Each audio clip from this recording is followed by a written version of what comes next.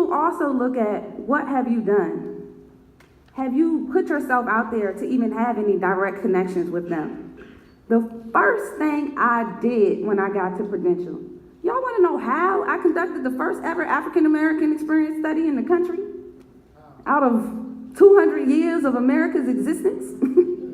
Because literally the first day I got to Prudential, they coincidentally had a Black Leadership Forum meeting. I was dead tired, but I went and I met every single person there.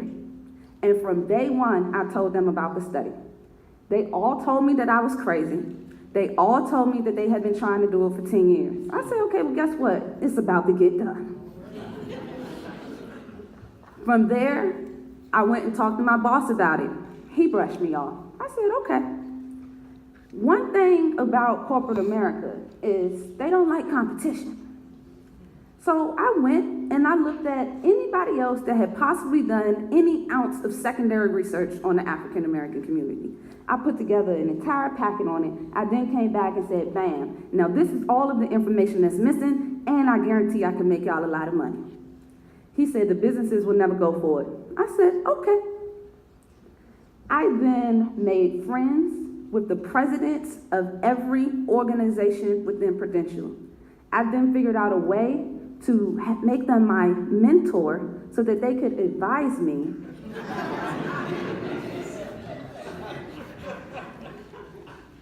And at the end of the mentor sessions, I would present my idea for the African American study and dare them to give me a reason why we shouldn't do it. It finally came down to the head honchos and annuities, where most of the money is made. And I sat down with the man, and he said, there's no need for an African American study. Black people don't speak a different language. I said, oh, that's why y'all had me do Asians and Hispanics and even white women, but okay, I get it.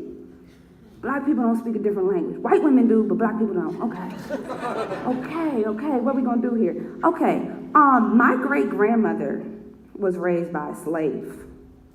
I was raised by my great-grandmother. Oh my gosh, you have a direct connection to slavery. I never realized this. Yes, sir, and the entire Black community does.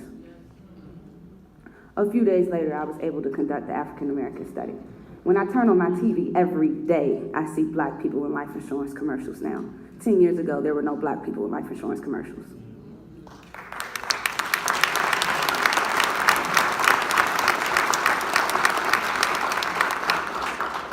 So if I did not go through the proper channels of making sure I had those straight A's, winning Prudential's case competition when I was 22 years old, I was actually in Forbes magazine when I was 22 years old.